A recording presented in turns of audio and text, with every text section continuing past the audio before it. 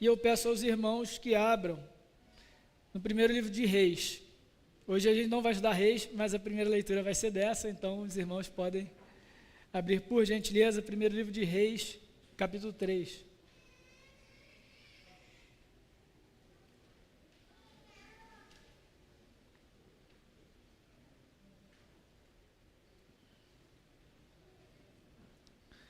Primeiro Reis, capítulo 3.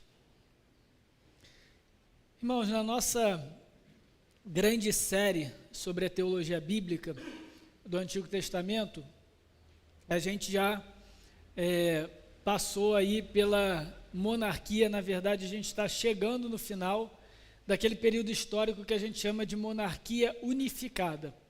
Por que monarquia unificada? Porque você tinha um único rei para todas as 12 tribos. Então, nesse período, a gente tem Saul, Davi e Salomão. Após Salomão, e por causa do pecado e da idolatria de Salomão, o reino é dividido. Deus amaldiçoa o seu povo e divide o reino.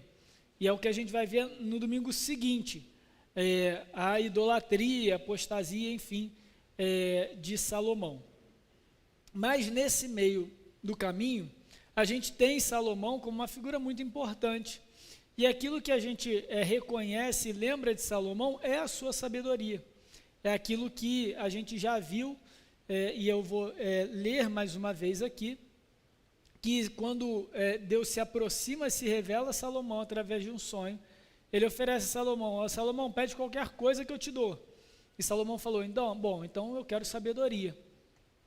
E aí, dessa sabedoria, a gente tem a narrativa, a descrição ao longo do livro dos reis de como Salomão era sábio. A gente vê alguns episódios também, mas a gente tem escritos de Salomão na Bíblia, principalmente Provérbios, Eclesiastes e Cantares, que são fruto também da inspiração do Espírito Santo, juntamente com essa sabedoria que também é dada por Deus a Salomão.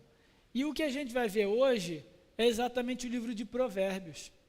Nós vamos dar essa pausa histórica e vamos estudar todo o livro de Provérbios hoje. Obviamente que a gente não vai estudar todos os provérbios, até pela natureza do livro, os irmãos vão ver daqui a pouco. Ela é muito vasta, ela é muito rica. Até uma série de sermões em provérbios poderia durar anos, porque de um versículo para o outro parece que muda o tema. E de fato muda, porque essa é a natureza do livro. Mas qual é a ideia aqui? É a gente entender o livro dos provérbios, ou o livro de provérbios, dentro da história da redenção. A gente aprender a enxergar esse livro não como um monte de frases soltas do tipo sorte do dia, sabe? Antigamente, muito antigamente, eu era criança, tá, gente? Que aí, tipo, brinde de igreja, essas coisas, vi um chaveirinho com uma bolsinha assim, com um montão de papelzinho cortadinho com um versículo. Nem precisa falar que lembra não, gente, senão vai entregar a idade. Mas tinha disso, né? E aí você abria aquela bolsinha e cada dia você tirava um papelzinho colorido e lia um versículo, o versículo do dia. Hoje chega no Instagram, bota no Stories, alguém joga num grupo da família. E muitas vezes a nossa relação com o livro de Provérbios é isso. É tipo sorte do dia. Tem um montão de coisa solta ali e bacana, tem aqui uma palavra de sabedoria, beleza, e vida que segue, poxa, muito legal. Mas é muito mais do que isso, gente. É a palavra de Deus revelada, ela está inserida no meio da história da revelação. Como que a gente enxerga o livro de Provérbios nesse contexto da metanarrativa? Por que um livro de Provérbios foi necessário para revelar a salvação e aquilo que Deus fez e continua fazendo na história do povo da aliança? É isso que a gente vai ver hoje.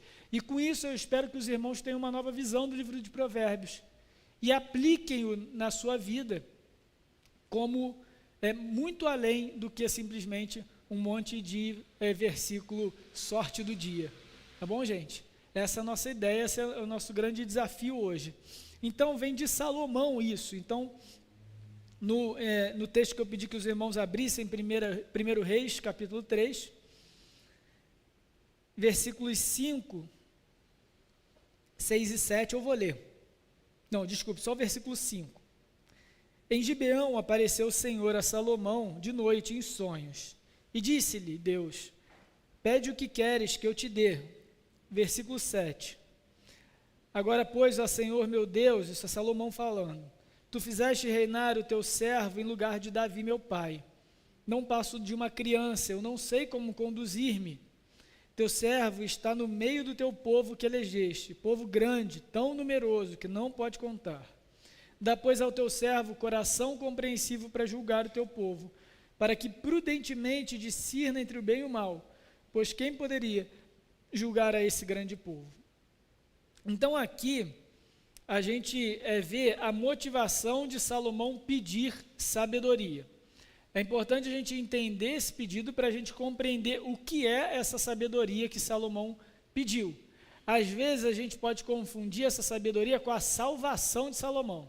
Não, como assim um homem cheio da sabedoria de Deus recebeu a sabedoria de Deus? Certamente que ele é salvo. Não estou falando que ele é salvo ou que ele não é não, tá gente? Não vou entrar nessa seara aqui não. Mas isso daí já vai preparar terreno para a próxima escola dominical, que é a grande pergunta que muita gente até foge da resposta. Como que um homem que recebeu sabedoria, escreveu 3 livros inspirados no cânon do Antigo Testamento, teve um fim tão terrível? Teve um fim tão trágico? Porque essa sabedoria não é sinônimo de salvação. Ele não pediu, escreve meu nome no livro da vida, tá bom? Ele pediu sabedoria, e essa sabedoria é muito prática, é de natureza muito cotidiana, é de natureza muito pragmática. Isso não é ruim, pelo contrário, isso é muito bom, principalmente para a tarefa que ele teria. Então, Salomão se vê, como a gente viu nas aulas passadas, ele não era o primeiro nem o segundo na sucessão do trono, mas foi aquele que seu pai Davi colocou, nomeou para ser o seu sucessor. Então ele se vê inapto para aquilo. De fato, ele era mais jovem, e ele coloca aqui, não passo de uma criança. Mas nós temos que tomar cuidado com os termos bíblicos. Aqui, criança não significa que Salomão era muito jovenzinho, que ele tinha 10 anos, 12 anos. Não. Ele é uma forma dele dizer, eu sou inexperiente, sou imaturo, eu não estou preparado para esse cargo. Por que eu digo isso? Porque essa palavra criança aqui no hebraico é usada tanto para Moisés, quando é colocado no cesto, e a irmã do faraó acha ele, né, ele ainda bebezinho, não tinha nem desmamado, né, quanto para os espiões de Jericó que salvaram Raabe. É a mesma palavra. Só que até por questão aí de tradução e de leitura, Moisés a gente traduz como bebezinho, como criança, e lá em Raabe a gente traduz como jovens, moços. Mas é a mesma palavra. Então é uma faixa etária muito grande. Então aqui a gente tem que entender o seguinte, Salomão se via inadequado para o cargo que ele deveria ocupar. Ok? E aí por isso que ele fala, não estou preparado, estou muito novo para isso. Que isso? Não tenho cabeça para isso ainda. Eu não tenho experiência para isso. Olha só o meu pai Davi. Olha só de quem eu sou sucessor. Isso estava pesando nos ombros de Salomão. Então, era uma ideia de despreparo. E aí, então, o segundo motivo, não passo de uma criança, porque eu não sei como conduzir-me. E aqui é outra expressão também que a gente perde fácil.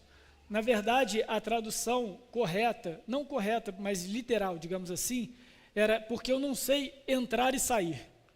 É literalmente isso. Isso era uma expressão idiomática também do hebraico, que se referia à função dos reis, de liderança. O rei ia à frente do exército. Ele entrava e saía com o exército e com o seu povo como representante de força, de autoridade, de poder. Então o que ele está dizendo é o seguinte, eu não sei como liderar, eu não sei como representar esse povo nos momentos em que eu tiver que assumi-lo como figura real, como figura pactual. Eu não sei sair e entrar, eu não sei conduzir-me nessa liderança, naquilo que está diante de mim. E aí então ele botou os motivos e agora ele coloca os objetivos. Então por que dessa sabedoria? Para que primeiro, versículo 9, ele tivesse um coração compreensível para julgar o povo. A figura real substitui a figura dos juízes, do livro dos juízes. Lembrem-se que o povo era julgado pelos juízes até então que ele pede um rei, dentre outras coisas, para julgá-lo como as nações o têm. Os juízes ainda existiam, mas eles estavam para pequenas demandas ali civis. as grandes demandas eram levadas ao rei. Então, ele precisava da sabedoria de Deus para julgar o povo, e aqui é o mais importante, gente, prudentemente discernir entre o bem e o mal. E essa é exatamente a definição prática de sabedoria na Bíblia. Aquele que é sábio discerne entre o bem e o mal. Ele sabe diferenciar o que deve fazer e o que não deve fazer. E é por isso que os escritos de sabedoria na Bíblia estão ali justamente para isso, para nos mostrar o que a gente deve fazer e o que a gente não deve fazer. Agora sim, vamos para o livro dos Provérbios. Provérbios capítulo 1, versículo 1.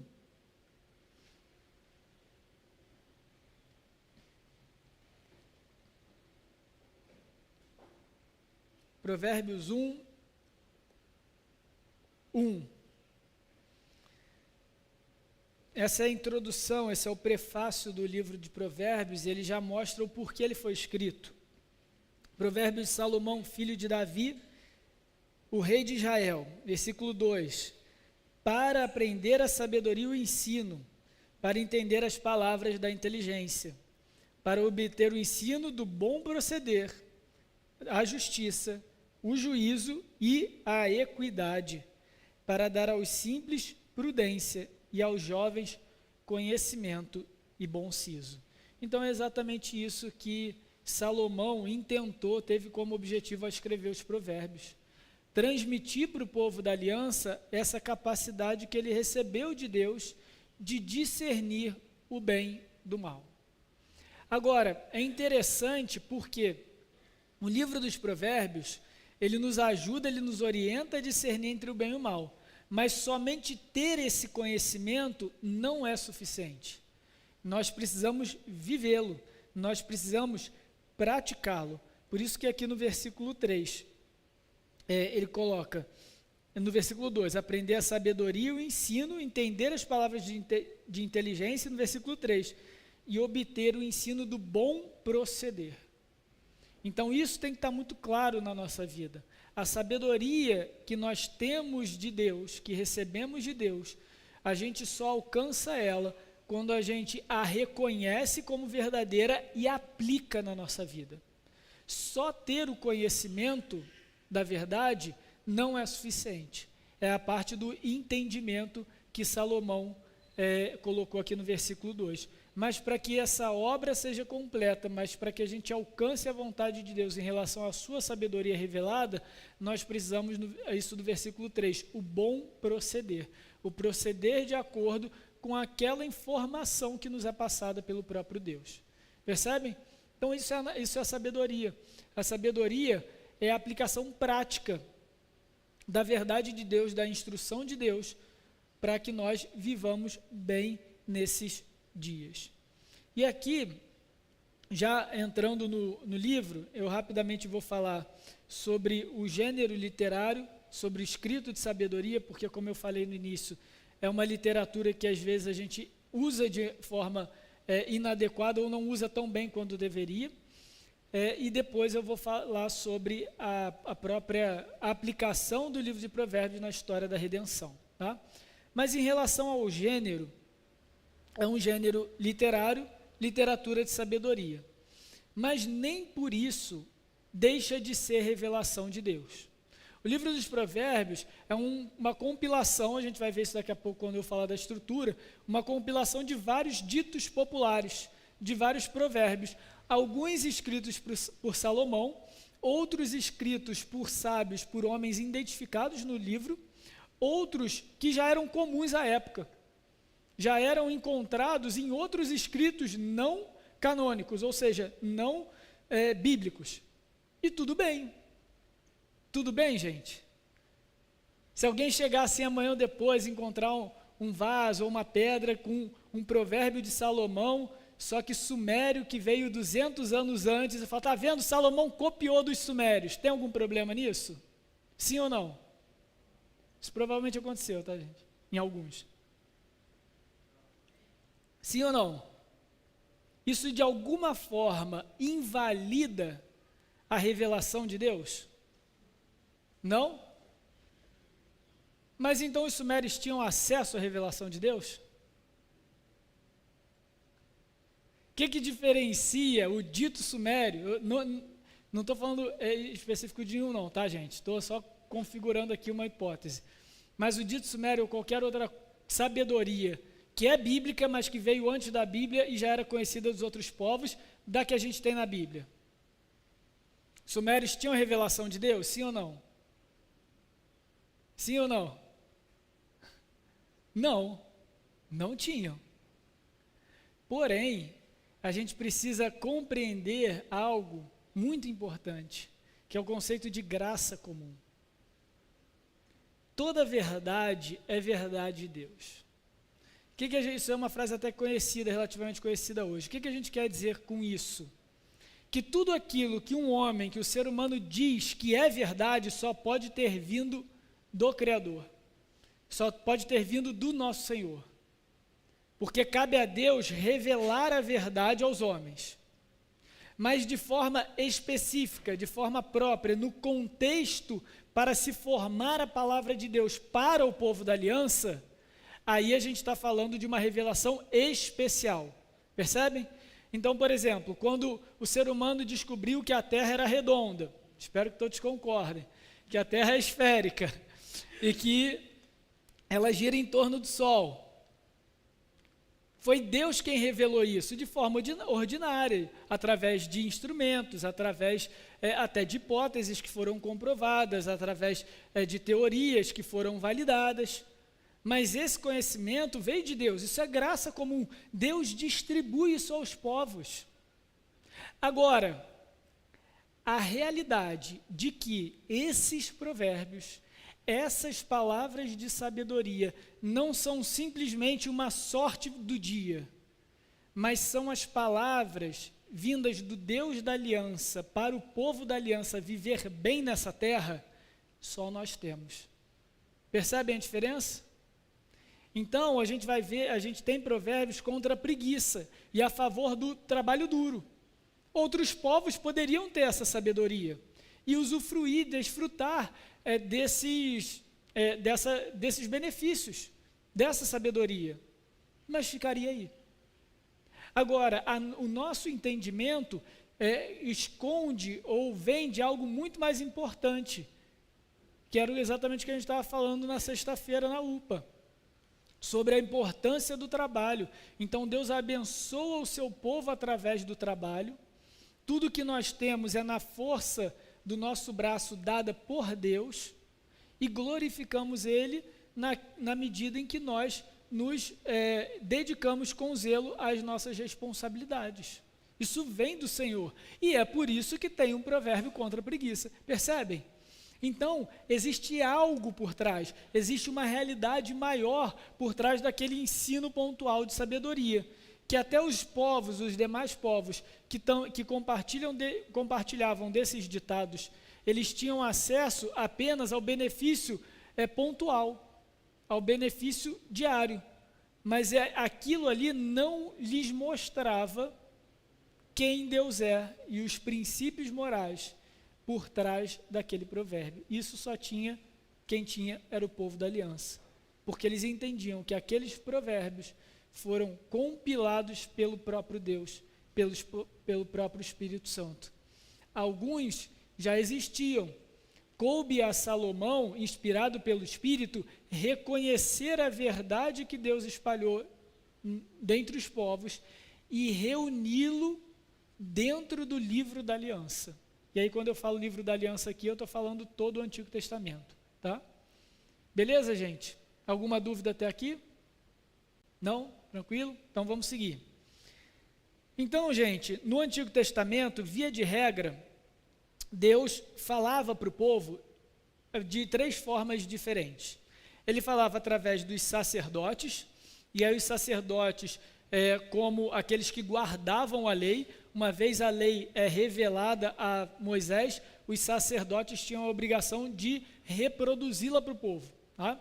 De ensiná-la e interpretá-la constantemente, dentro do calendário hebreu, dentro das festividades, dentro dos ritos de sacrifício e também de todas as reuniões solenes do povo. Os sacerdotes tinham essa obrigação de reproduzir e interpretar e ensinar e perpetuar a lei de Deus, lei já revelada a Moisés. A gente tinha os profetas, uma vez que o cânon, que a Bíblia não estava fechada, então os profetas recebiam essa palavra de Deus que iria compor o restante do cânon, e a gente também tinha os sábios. E quem eram os sábios? Eram homens que tinham inspiração do Espírito e de fato conduziam o povo de Deus no dia a dia, na vida prática, de acordo com a vontade de Deus e com a lei de Deus. Vamos abrir, por exemplo, em Ezequiel 7:26. Ezequiel 7:26, a gente vê exatamente essas três figuras, a do sacerdote, do profeta e do sábio. Embora aqui em Ezequiel a palavra traduzida nossa seja ancião, mas é a ideia do sábio. Então, aqui é uma profecia sobre a ruína de Israel no dia do juízo de Deus. Versículo 26 de Ezequiel 7. Virá miséria sobre miséria, se levantará rumor sobre rumor, buscarão visões de profetas, mas do sacerdote perecerá a lei, e dos anciãos o conselho. Então aqui, na maldição descrita por Ezequiel, o que Ezequiel está dizendo, descrevendo para a gente? Que a boca de Deus se fechou.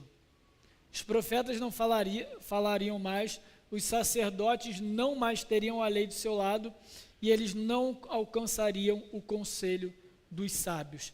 Então a maldição de Deus contra o seu povo no dia do juízo, contra o seu povo, que eu digo aqueles que não foram fiéis à aliança, tá? Então seria retirar do meio do seu povo a sua palavra, o seu conselho. Então nós vemos que a lei e a sabedoria é muito próxima para Deus. Elas sempre andam juntas. Ela sempre é sempre uma aplicação da outra, embora cada uma tenha o seu papel muito específico. E quando a gente fala então de literatura de sabedoria na Bíblia, a gente está falando exatamente dessa literatura que nos ensina a vida prática. A lei de Deus, propriamente dita, né, o Pentateuco, vai nos falar sobre as grandes verdades da aliança, as grandes verdades da redenção, de forma muito clara, de forma muito direta, sobre o ser de Deus e a moralidade de Deus, e como o povo deve refletir esse caráter de Deus. Mas na vida prática, no dia a dia, como que eu traduzo isso? Então, o texto diz, não matarás, não cobiçarás, mas e na prática, no dia a dia? Eu não estou o tempo todo, e graças a Deus por isso, tendo que tomar a decisão se eu mato alguém ou não. Mas eu tenho uma série de outras pequenas decisões que muitas vezes caem no que a gente chama de uma zona cinzenta. A gente não sabe muito bem como lidar com aquilo. E agora? É para isso que serve a literatura de sabedoria na Bíblia, tá bom? E de forma geral, na Bíblia, a literatura de sabedoria, ela vem como poesia de sabedoria. Não é à toa que os livros que a gente considera como livros de sabedoria são Jó, embora Jó não seja tão poesia, ele tem muita parte de poesia, mas ele também tem muita parte expositiva, então são grandes discursos de Jó e dos amigos, tá? Mas a gente considera o livro de Jó como literatura de sabedoria, o próprio livro dos Provérbios, Eclesiastes, Cânticos e Salmos. Sim, Salmos é literatura de sabedoria poética, porque o salmista vai nos ensinar como que a gente deve lidar com a nossa angústia, com o nosso medo, com a nossa alegria, com a nossa frustração, com as ameaças que vêm de fora, como que a gente deve se posicionar no louvor a Deus, como igreja. Então os salmos são isso, o saltério, ou seja, os 5 livros dos salmos, na verdade não é um livro só, são 5 livros, aí por isso a gente chama de saltério, eles são considerados literatura de sabedoria. Por isso que eu abri a escola dominical com o Salmo 1. O Salmo 1, muitos acreditam, e eu concordo com essa leitura, que ele, na realidade, está ensinando o porquê dos salmos.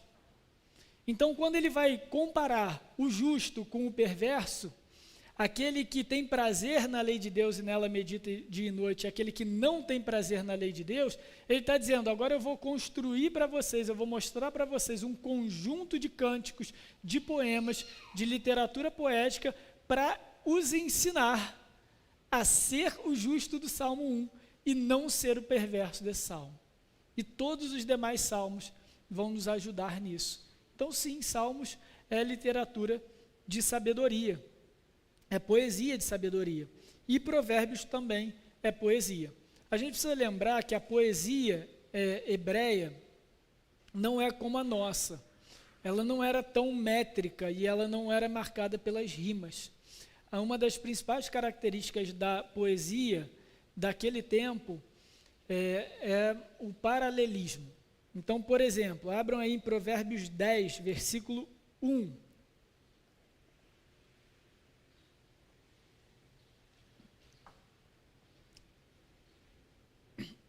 Obrigado, meu irmão. 10, versículo 1. Então, vamos lá.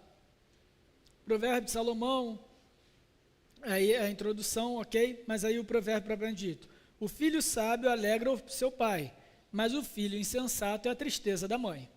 Isso é um típico verso poético. Aqui a gente tem um paralelismo de contraste. A gente tem um filho que alegra o pai versus um filho que é tristeza da mãe. Então, o sábio alegra e o insensato causa tristeza. Percebem? Os provérbios todos são assim. E aí vários provérbios vão seguir exatamente essa linha e mudando de assunto o tempo todo. Mas isso daí era uma forma literária que ajudava na memorização e na aplicação disso. Então, muitas vezes, o menino lá, estava lá fazendo pirraça lá na antiga Israel. Aí, em vez de brigar, de ler todo lá Levítico, Deuteronômio, que tinha que honrar Deus e os 10 mandamentos, o filho sábio alegra seu pai. Não vai deixar sua mãe aborrecida, não. Acabou. Pronto, citou o provérbio e vida que segue. Percebe, gente? Então, era algo mais acessível ali na hora do calor ali, digamos assim. Era para isso mesmo que Provérbios foi escrito dessa forma. Fala aí, Franklin.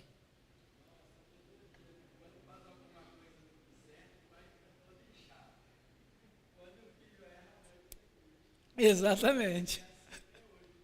É assim até hoje. Quando o filho faz, vou só reproduzir aí quem não ouviu. Quando o filho faz coisa certa, aí o pai fica todo bobo, né? Orelha a orelha, sorriso. Agora faz uma coisa errada, daí já magoa a mãe. É isso, gente. É assim que a gente aplica mesmo provérbios. Você lê, você entendeu o princípio moral e você olha na sua vida. É verdade, é isso mesmo. Pronto, agora você já está levando a condução, a instrução de Deus com você. É exatamente isso, gente. E é assim que a gente tem que ler provérbios. Tá? Eu estudando o livro, um dos comentaristas falou, agora eu não vou lembrar o nome do teólogo, eu não vou citar para não falar errado, que eu com certeza vou citar errado.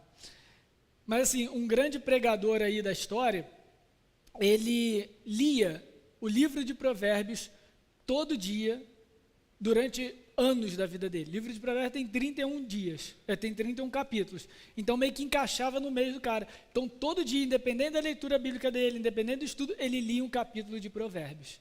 E o livro de provérbios tem essa estrutura com muitos assuntos, pequenos cortes, pequenos paralelismos, mas como que a gente aproveita ele? A gente lendo e relendo ele. E a gente vai aprendendo e a gente vai decorando. Só que como são muitos assuntos, eles estão muito espalhados pelo livro, a gente não vai recorrer ao livro de provérbios, se a gente não conhecê-lo. Então, gente, esse é o desafio que a gente tem com o livro de provérbios. É o tipo de livro que a gente tem que, literalmente, meditar dia e noite. Parou, está de bobeira, na fila de algum lugar aí, na fila do médico, sei lá, pega a Bíblia ali no celular, lê um capítulo de provérbios. Ah, vou fazer minha devocional, não sei onde eu vou fazer minha devocional. Abre em provérbios.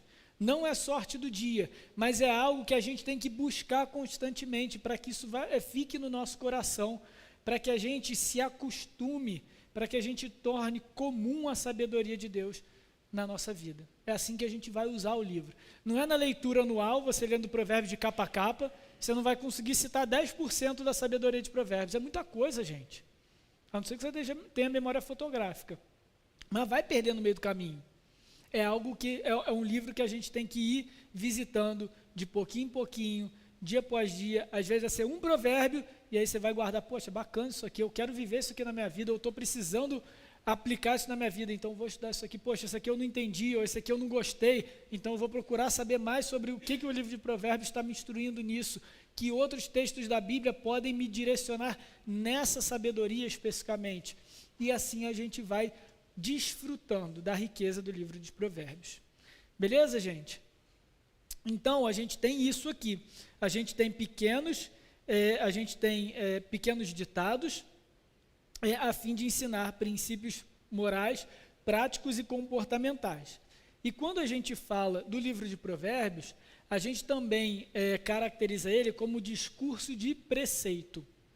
E aí é daí que muita gente vai tirar, não, mas Provérbios não é mandamento, Provérbios é só instrução. De fato, Provérbios não é mandamento, Provérbios não é lei, ele é um discurso de preceito. O que é um discurso de preceito? É uma instrução que possui autoridade no que diz respeito à nossa conduta moral. Tá? Então, é uma instrução que possui autoridade. Não é mandamento, mas ela tem autoridade. E a lógica é simples, irmãos. Provérbios está dentro da Bíblia. A gente já fez esse exercício, eu fiz antes de propósito. É palavra de Deus, não é? Não é mandamento, mas é palavra de Deus. É instrução de Deus. Então é o seguinte, você vai para o inferno se você não conduzir o seu filho no caminho que ele deve andar? Não, você não vai. Você vai ser um pai terrível e você não vai ser fiel à própria aliança. Isso não manda ninguém para o inferno. Agora, você vai sofrer muito na educação do seu filho. E provavelmente, depois de anos, não o instruindo na lei de Deus, você vai estar mais próximo da mãe de Provérbios 10 do que do pai de Provérbios 10. Daquela que se entristece com a conduta do filho, do que daquele que se alegra com a sabedoria do filho. Então, gente, a gente não pode diminuir isso. Deus nos deu instrução para a vida prática porque a nossa vida cotidiana também é importante para Deus. O nosso dia a dia, a maneira como a gente usa os nossos dias, também é importante para o Senhor. E Ele quer que a gente viva bem. A gente vai ter aflição, a gente vai ser perseguido, a gente vai ter sofrimento, a gente vai ter um montão de coisa nessa vida. Mas Deus deseja, Ele tem prazer em ver o povo dEle bem. E não é à toa que Ele gastou pelo menos 5 livros da Bíblia, dedicado diretamente à sabedoria, e um livro de Provérbios somente para aquela sabedoria que é diária, que é cotidiana, que diria até que é trivial, que é ordinária, mas isso é importante para Deus. Então, se a gente tem a palavra de Deus revelada, se a gente tem um Deus que nos ama e quer que nós vivamos bem, e nos instrui em todas as coisas, por que a gente faria diferente? Percebem? É tolice. É tolice não fazer conforme o Senhor nos orienta em Provérbios. E então, a gente chega na estrutura do texto, na estrutura desse livro, que serve justamente para que a gente aplique o princípio da lei, o caráter moral de Deus no nosso dia a dia. Como a gente viu, os 7 primeiros versículos de Provérbios, então, é um prefácio, é uma introdução onde Salomão está explicando do porquê ele está escrevendo esse livro. E aí, então, do capítulo 1, versículo 8, até o final do capítulo 7, Salomão assume a primeira pessoa como se ele estivesse instruindo o seu filho. Então, aqui é muito importante, gente, porque Provérbios não é um livro escrito só para os pais, é para todos os crentes. Mas para os pais, isso é riqueza, para aqueles que educam filhos, para aqueles que são responsáveis por outros, isso é de uma riqueza, de uma profundidade enorme. De 31 capítulos, 7 praticamente foram dedicados a Salomão instruindo seu filho do que ele deveria ou não fazer. porque é importante para o povo da aliança transmitir a sabedoria de Deus para os filhos. Isso é uma responsabilidade nossa. Provérbios não é simplesmente para que a gente eduque bons filhos, filhos perfeitos. E eu sei que muitas vezes, por causa agora de inúmeros materiais aí sobre paternidade, maternidade cristã, para a glória de Deus, piedosa, não sei o que lá, cria-se um estereótipo de filho perfeito à luz da palavra. Mas a gente não pode desprezar que o mais importante de Provérbios em relação à criação dos filhos é que é importante, é necessário, é responsabilidade dos pais instruir os filhos da aliança na aliança de Deus. Isso é muito importante. E a gente tem um livro que nos ajuda nisso. A gente tem um livro que nos orienta nisso. Mas ele não nos orienta somente a como a gente deve mandar nos nossos filhos. Eu vou mais além daquilo que eu ainda não vi escrito. E se os irmãos conhecerem, por favor, me falem, porque eu gostaria muito de ver. Mas nenhum livro ainda de criação de filhos eu ouvi isso ainda. Tá? Dada uma idade, seria necessário, seria maravilhoso que o livro de Provérbios não fosse somente consulta para os pais, mas fosse literatura de estudo com os filhos. Seu filho chegou a uma determinada idade, agora você não vai mais aplicar a sabedoria de Provérbios com ele, agora você vai aprender com ele a sabedoria. Percebe a diferença? Você vai chegar e falar assim, meu filho, ó, até aqui eu te instruí nessa sabedoria. Muitas vezes eu errei porque eu sou pecador. As poucas que eu acertei é mérito completo da palavra de Deus. Mas foi daqui que eu tirei. Agora vem cá aprender comigo. Porque um dia, espero eu, você vai estar aqui, fazendo isso com seu filho. Percebe? As pessoas, quando falam de criação de filhos em Provérbios, só quer uma fórmula para criar filhos para a glória de Deus. Mas isso é palavra da aliança, gente. Isso é tesouro para a gente. Isso é herança nossa. Quando a gente vai ficando velho, a gente começa a se preocupar, quem que vai ficar com quem, a casa de onde vai ficar com quem, o carro vai ficar com quem. Mas nossa maior herança é a palavra de Deus, é a palavra da aliança. E é essa a preocupação que a gente tem que ter com os nossos filhos. Meu filho, até aqui eu te instruí nessa palavra. Você quer viver bem? Você quer ver dias tranquilos? Continua o que eu comecei. Nem sempre foi bom, mas teria sido muito pior se eu não tivesse feito segundo a palavra de Deus. É por isso que a gente firma compromisso diante do Senhor quando a gente batiza nossos filhos. A gente viu domingo passado o batismo da Aurorinha. É bênção do Senhor, é esse compromisso de transmitir a sabedoria. Então não tenham somente como um manual para a vida Provérbios, mas como palavra de esperança e de sabedoria, e herança do Senhor, como a gente tem toda a Bíblia. Viram como essa visão eleva e muito o livro de Provérbios? Porque tudo que a gente ouve não é mandamento. E aí Provérbios fica lá embaixo. Não, gente, é palavra de sabedoria, é herança do Senhor. É nela que a gente tem que meditar dia e noite. Ela tem peso de igualdade como inspiração da boca de Deus, tal qual tem os 10 mandamentos, tal qual tem os evangelhos, tal qual tem as cartas do Novo Testamento, as profecias do Antigo. Tem o mesmo peso, gente. Imagina você, eu não vejo ninguém falando isso de profecia. A gente daqui a pouco vai chegar aí no Natal, aí vai falar assim, eis que os filhos se nos deu, e ele será chamado maravilhoso conselheiro. A gente, uau, o máximo, e é o máximo. É a profecia do Messias, é a vinda de Cristo. Eu não vejo ninguém na Bíblia falando, isso aí não é mandamento, não, isso é profecia, gente. Deixa isso para lá. Por que só com Provérbios? Percebe? É sabedoria, gente, é muito importante. E a gente muitas vezes sofre no nosso dia a dia porque a gente não tem sabedoria. Fala aí.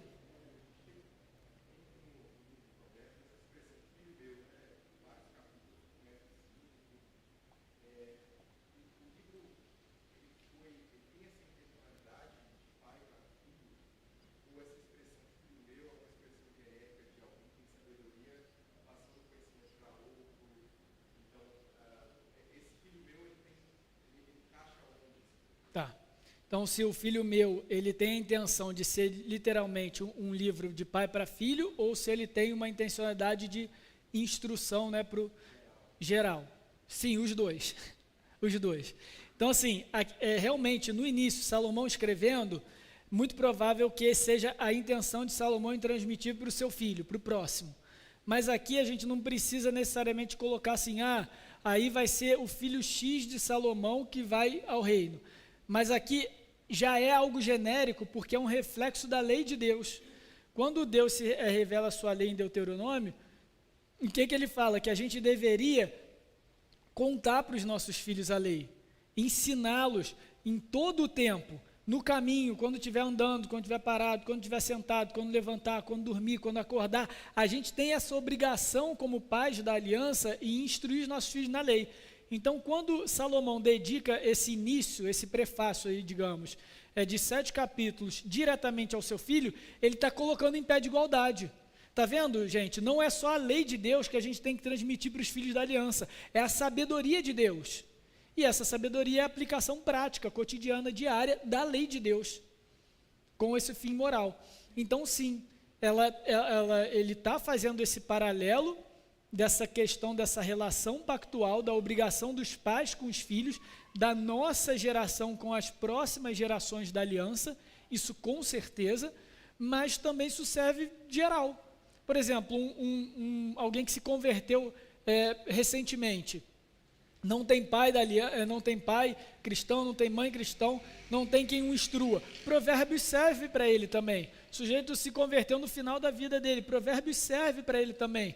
Eu não tenho filhos, Provérbios serve para você também. Por quê? Porque a sabedoria de Deus é aplicada para a nossa vida. É a aliança de Deus aplicada no dia a dia. Entende? Então, sim, está corretíssimo, essa é a ideia. Mas essa expressão aqui em Salomão, ele provavelmente estava se dirigindo às próximas gerações e dizendo, olha, perpetuem essa sabedoria, tal qual vocês perpetuam a lei. Mas isso serve para todo o povo. Isso serve de instrução para todo o povo. Mas é isso aí, beleza? Então, depois aí desse prefácio, dessas instruções de pai para filho, a gente tem a parábola da sabedoria, a personificação da sabedoria no capítulo 8 e 9.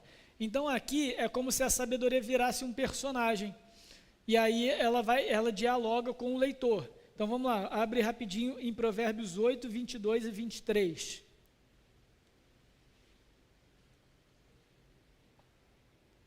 Provérbios 8, 22 e 23.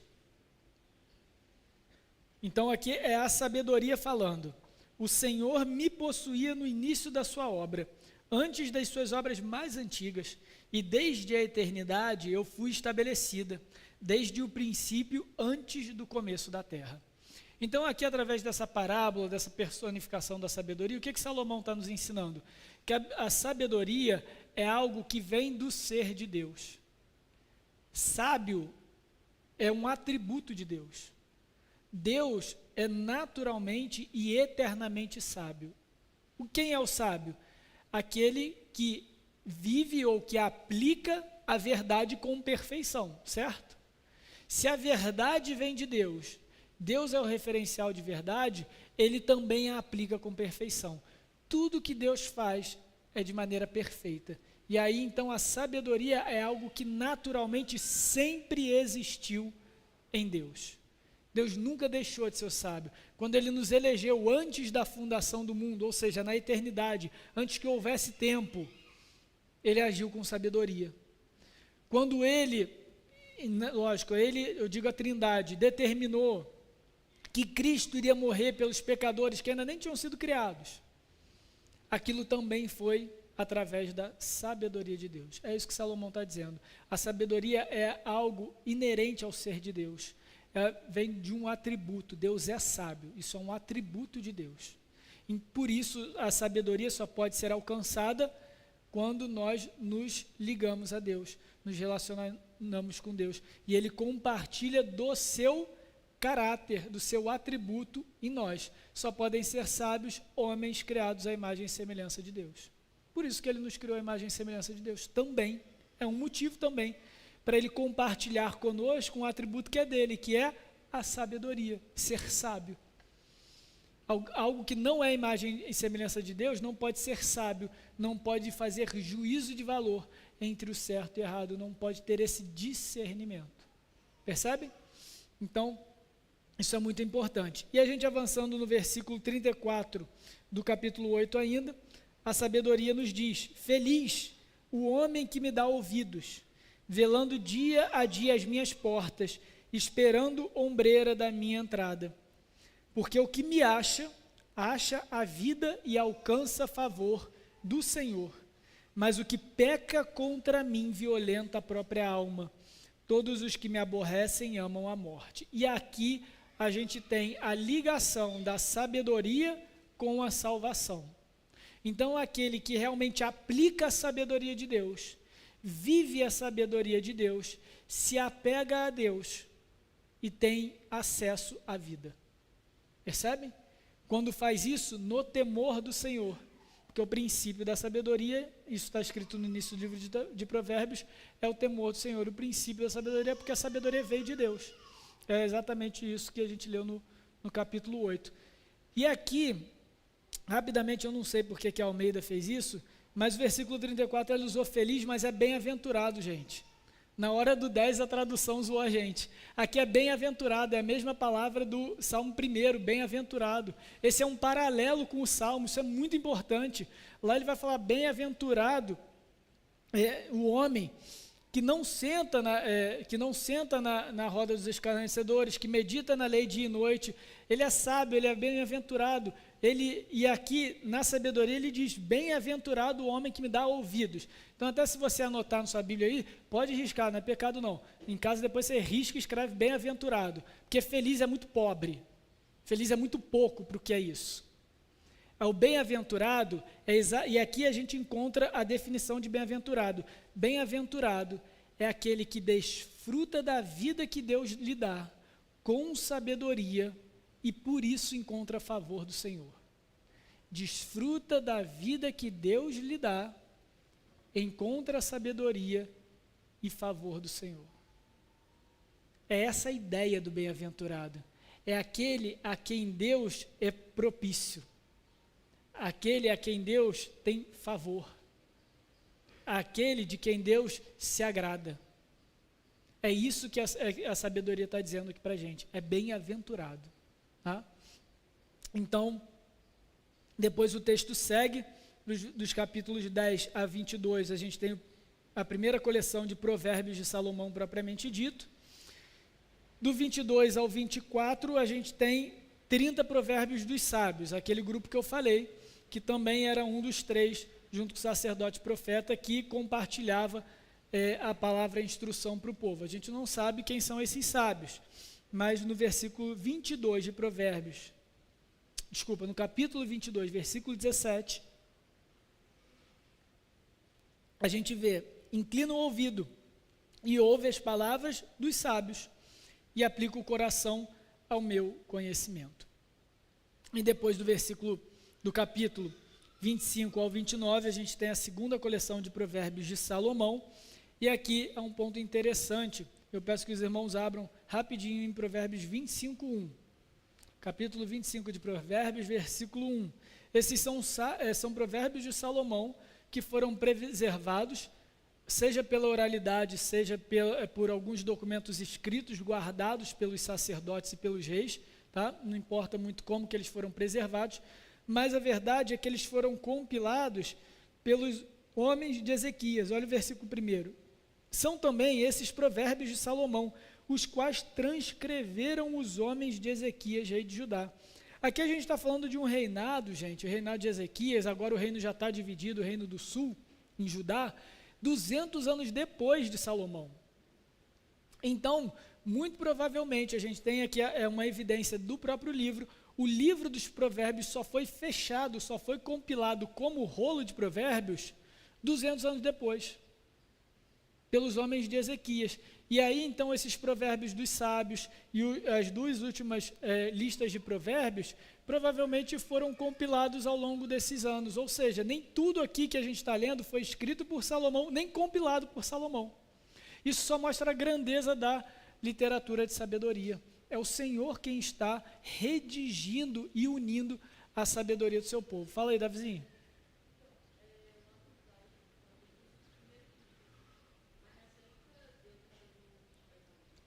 Desculpa, fala um pouco mais alto que eu não ouvi. Lá no judaísmo, isso, tem a Torá, que é a lei. A Torá ou a lei, os 5 primeiros livros, beleza.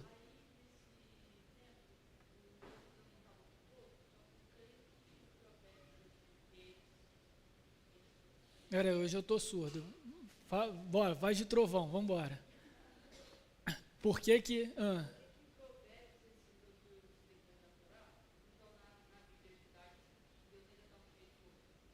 Tá, por que que esses provérbios não estavam na Bíblia judaica, sendo que Deus estava no meio do povo?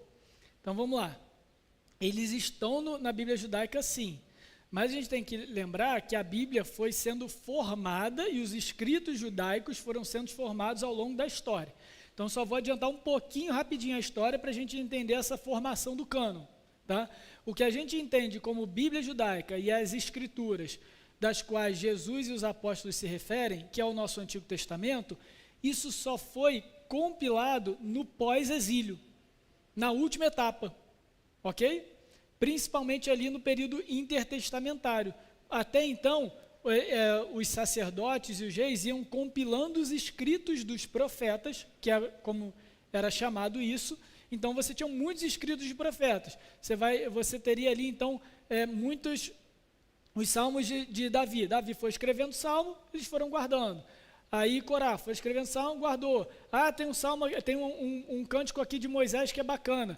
E aí só lembrando, Gênesis é narrativa. A gente tem pouquíssimo poesia em Gênesis, basicamente, cântico de Moisés e o cântico de Lameque em Gênesis 4.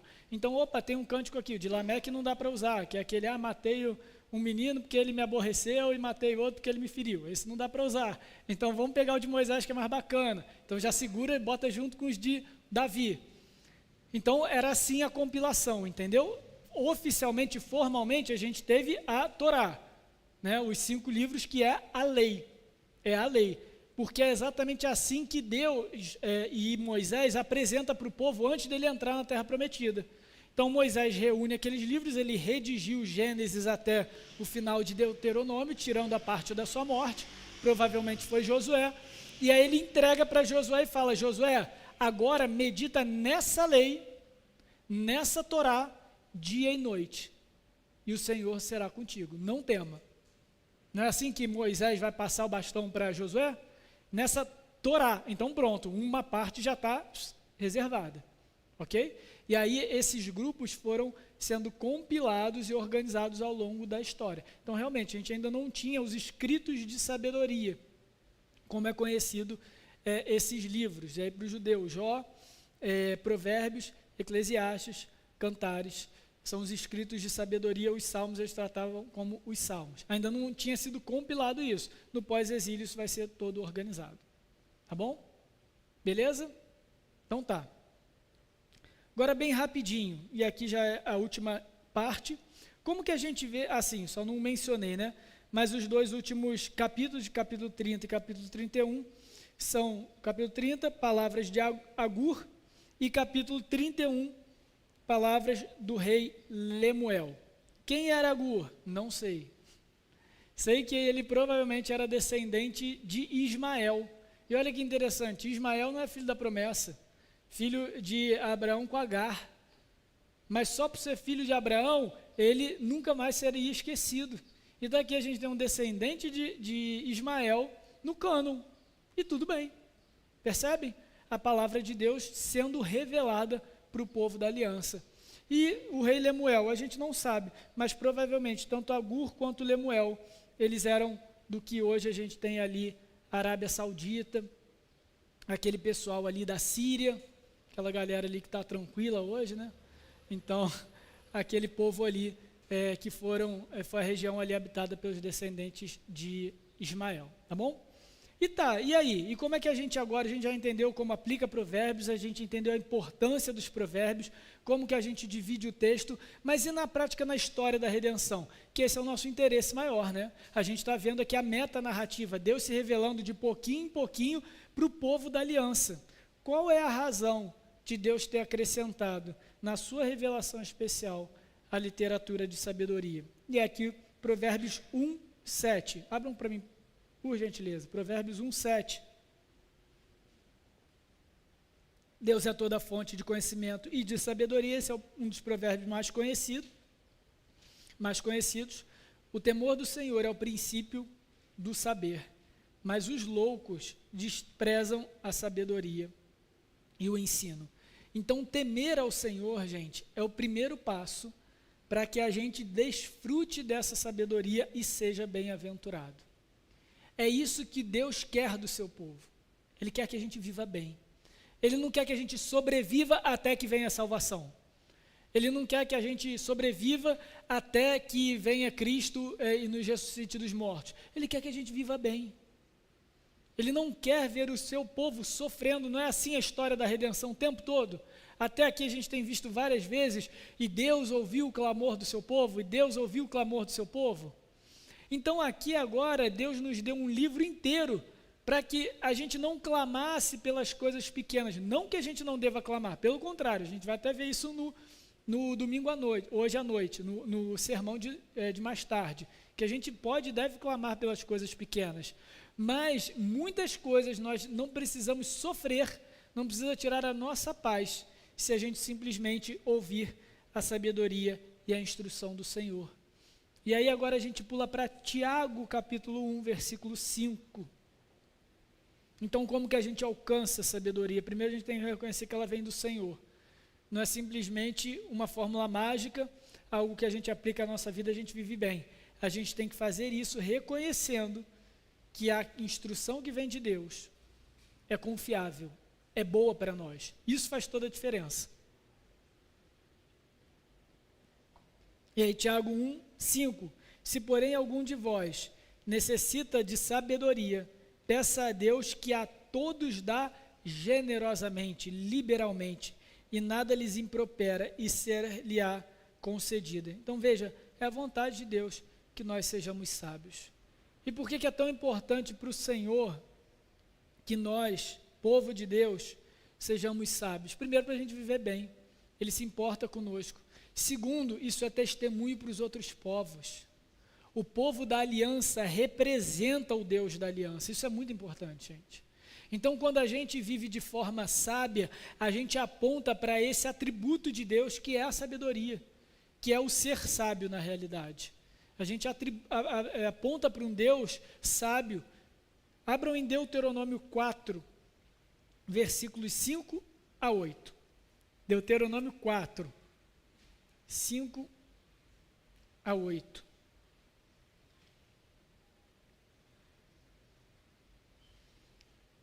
Então, versículo 5, eis que vos tenho dado estatutos e juízos, aqui ele está falando da lei, de Moisés, como me mandou o Senhor meu Deus, para que assim façais no meio da terra que passais a possuir.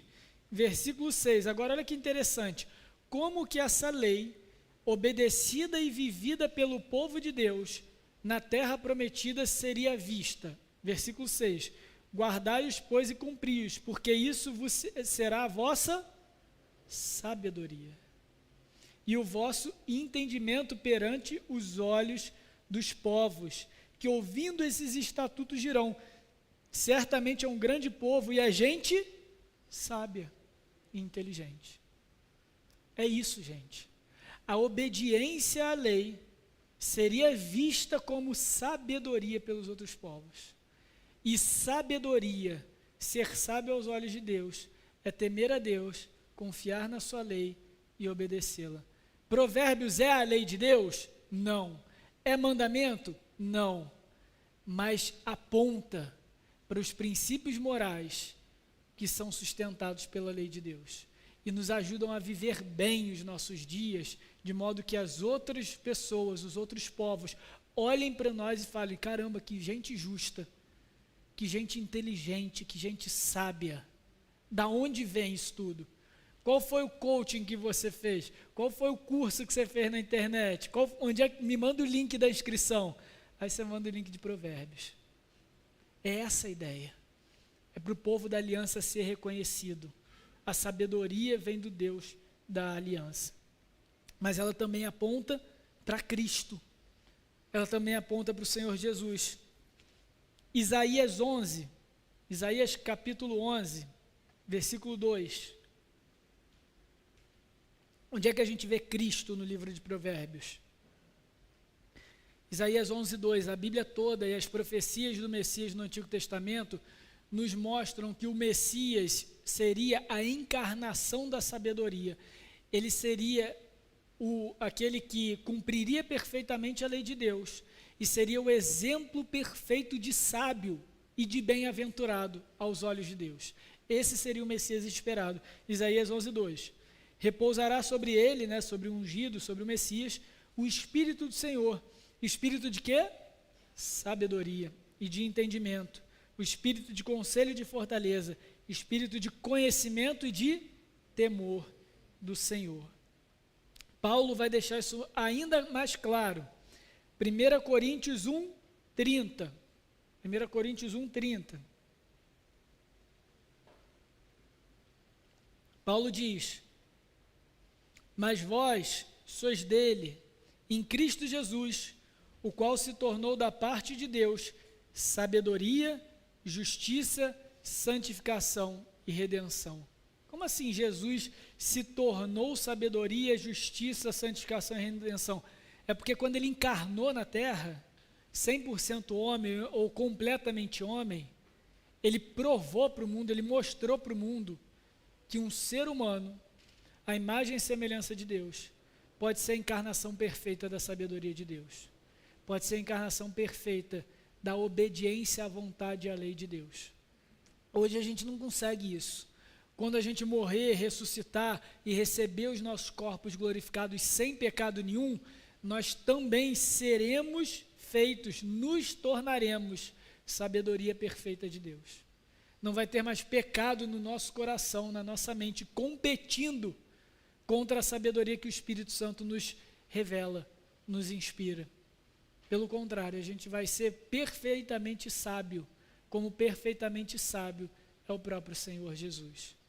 É por isso, e agora o último texto, eu vou encerrar com ele. No final do Sermão do Monte, Mateus 7, abre aí. Mateus 7, versículo 24. Mateus 7, versículo 24. Finalzinho do Sermão do Monte. Todo aquele, pois, que ouve essas minhas palavras e as pratica, vejam, ouve e pratica, será comparado a um homem prudente, a um homem sábio, que edificou a sua casa sobre a rocha.